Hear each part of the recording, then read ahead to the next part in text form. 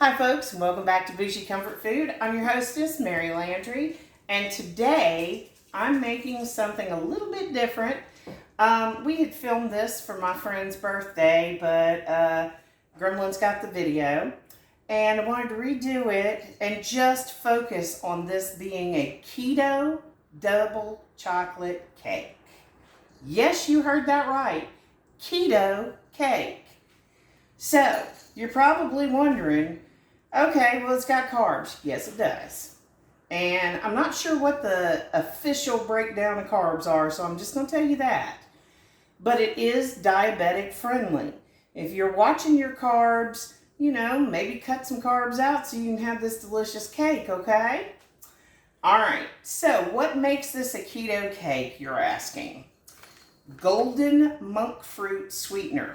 It has a 0 glycemic index, and it adds 0 sugars, although it does have about 8 sugar alcohol per piece, and you will have some sugar content to this cake, but it is very little.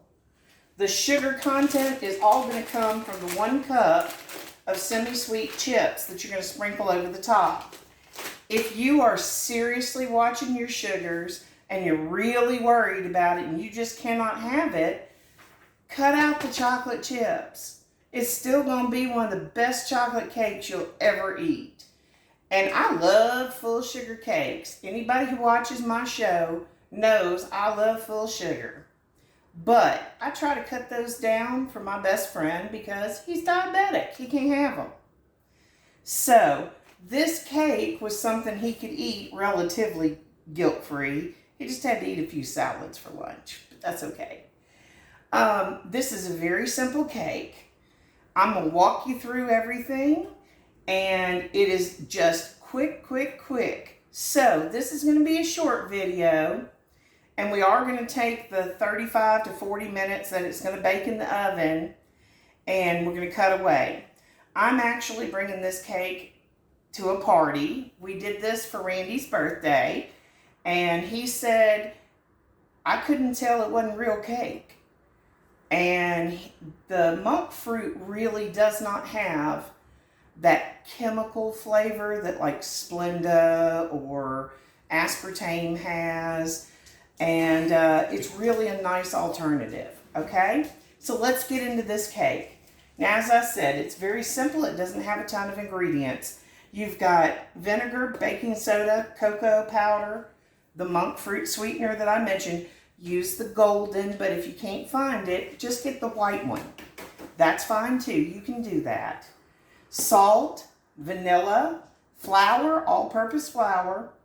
You don't even grease the pan. Now, I'm bringing just a little pan that if it gets left behind at the party, it's no big deal. So, we're going to start by putting a cup and 2/3. Whoops, I don't have my knife out here to level off my cup. And of course, I can't find a butter knife to save my soul, but that's okay. We're going to work through it, right? We just dump the flour right in that ungreased pan, okay? So you got your flour already down. And we're going to put, that was 2/3 of a cup. Now I need a cup. Like I said, this one is super simple. You mix it in the pan, in an ungreased pan. It is that easy, okay? So, we've got our cup and 2/3 of flour. The next ingredient that we're going to add to this is a cup of the golden monk fruit sweetener. Now, I already have one bag open, and I just opened a brand new bag because I didn't think this was going to be a whole cup. Remember, we made this cake once already. You get 1 cake and then almost half a cup out of that, okay? Out of each bag. Now, you may be able to find them in larger quantities at, like, say, Costco or something like that, Sam's Club, you know. But I just had to deal with my Walmart, and my Walmart does carry this. It is over in the sugar substitute area, okay? So if you're looking for golden monk fruit, you're going to find it over there in the sugar-free area, okay, in your baking goods aisle. So I'm just going to dump that golden monk fruit right in there. Okay. The next step that we have is half of a teaspoon of salt. Now I'm going to do that over my sink because y'all know I just kind of pour crazy. And if I spill any, I don't have to worry about throwing it over my shoulder and hitting the dog or the cat. So, half a teaspoon of salt. And it's going to be a full teaspoon of baking soda. Full teaspoon. Just take it across that flap and it will level it out for you, okay? Throw that down in there. And the next thing you're going to add is a 1/4 cup of cocoa powder. Not quick, not sugared, unsweetened cocoa powder, okay? I'm just going to run that across the top of the bin, throw it down right in there with all that flour and salt and all that good stuff. All right, so I'm just going to take a little rubber spatula, kind of mix those ingredients together, make sure that my monk fruit isn't clumpy in there. Now, once you've opened it, you might want to put that monk fruit sweetener into a Ziploc to make sure that it doesn't get too wet, because it will get clumpy just like brown sugar will. Now, anybody's having trouble keeping their brown sugar moist, there is a trick to that. If you're using regular brown sugar, you can put an apple slice in a mason jar and seal it up, and it will keep your brown sugar wet. That's an old country lady trick that I learned from my grandmother. You just put a slice of apple, doesn't even have to be peeled, in there, and it will keep your brown sugar moist, but you don't want to leave it too long or it'll start to mold. But it will put some of that moistness back into it.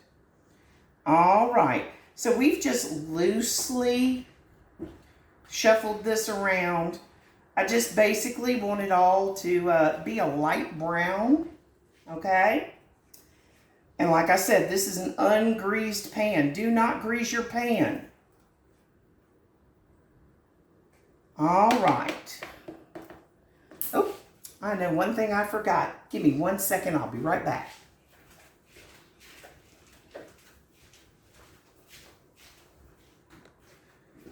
Now, the one wet ingredient I forgot to mention is 1/3 cup of vegetable oil. That goes in this too. All right, so we've got all our wet ingredients down. We're going to add a cup of water to them. Just pour it right in. 1/3 cup of vegetable oil.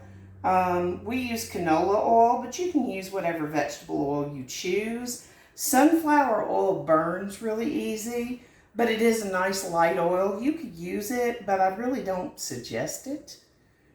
Ooh, if my cake rises too much, I'm going to be hurting.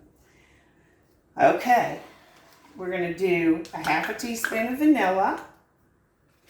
Remember we talked about that. Now I use the good Mexican vanilla, but you can use whatever vanilla you have on hand. And if it splooshes a little extra, don't worry. It's not that big of a deal if you accidentally splop a drop or two extra. Y'all know me. I kind of wing it some days. Now, the last ingredient you're going to put in here is vinegar. Now, vinegar, anybody who's ever made a homemade volcano will know that vinegar is going to foam up on that baking soda. Now, we do not have any eggs in this cake. The only fats we have in this cake is the oil, okay? Now, I'm just giving it a quick little stir so it doesn't hit one patch of soda and then bubbles up and doesn't do anything else for the rest of the time. We'll kind of get some liquid down in my spots that are drier. Okay, I'm ready for my soda. So we've got a teaspoon of vinegar. Sorry about that, teaspoon of vinegar. Okay, we're just going to throw it down in the middle. Mix it all in. You want to get those mixed around to where there's no dry spots in your dough, okay? No dry spots. Now, traditionally, this is made in an 8x8 pan, and it makes 8 cake pieces. So it's not a huge cake. You can double this recipe if you need to have a bigger cake. That's okay. The oil in here helps to keep it from sticking to the pan too bad, although it does stick a little tiny bit. But I mean, what ooey gooey chocolate cake doesn't, right? So, we're going to mix all our wet ingredients into that dry batter. I'm going to make sure I don't see too many lumps, too many ickies, you know, too many things that just didn't do it. No soggy spots, because you don't want it to look like a mud pie, okay? You don't want to look like the pig's going to go down and eat his dinner out of his trough while he's wallowing in it, okay?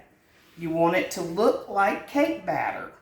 Kind of thick, but not too thick. And just mix it all around. Like I said, I'm using a rubber spatula so I can scrape down my sides and really get the bottom of this mixed in real well. And kids, this is almost it for this cake. It is literally this simple to make. Okay? And I will tell you, my wife, who, if you say sugar-free to her, goes, ugh. If you're one of those, I'm telling you, you will not be able to tell this is not a full-bore chocolate cake.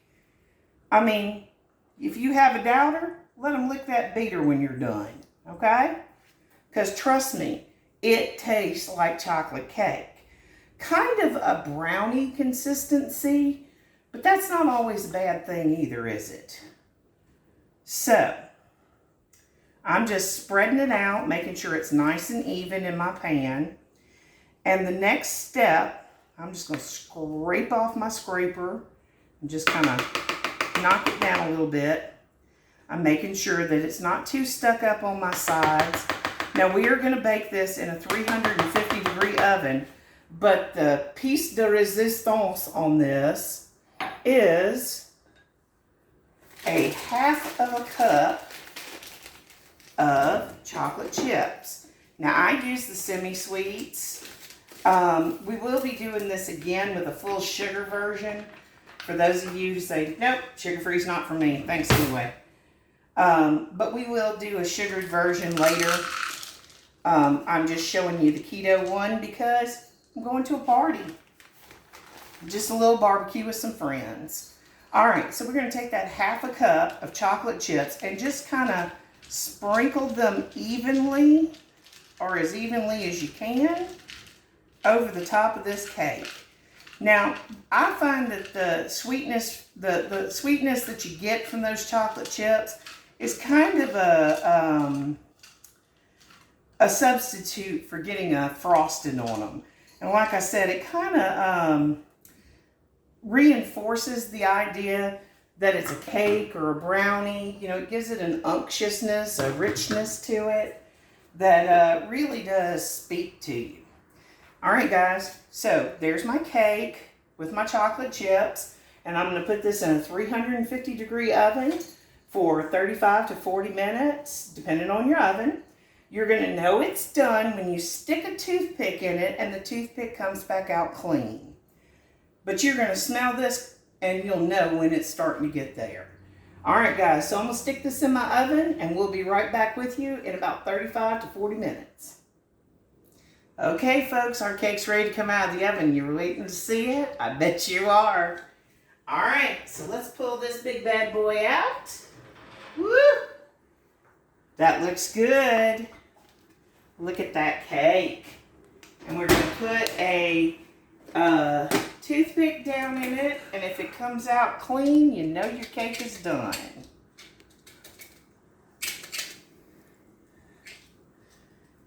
You can see all those pretty chips in it. Let's test our cake. Perfect. Nice clean toothpick. So, I'm going to go ahead and slice up this cake and get it ready to, get it cooled off and get it ready to take with us to the party. And hopefully they will enjoy this as much as I think you will. So, from all of us here at Bougie Comfort Food, if you've enjoyed this video, consider giving us a like If this seems like content you might be interested in, consider subscribing. Just hit that subscribe down there below and touch that notification bell and you'll know every time we put out a new video. So from Fred the cat, Abby the dog, and Lovey the Pibbles, and of course myself, Mary Landry, my camera woman, Cheshire Cat, and all of us here at Bougie Comfort Food, we wish you a fantastic rest of your day and a fabulous rest of your week. Bye now. Save a place for me.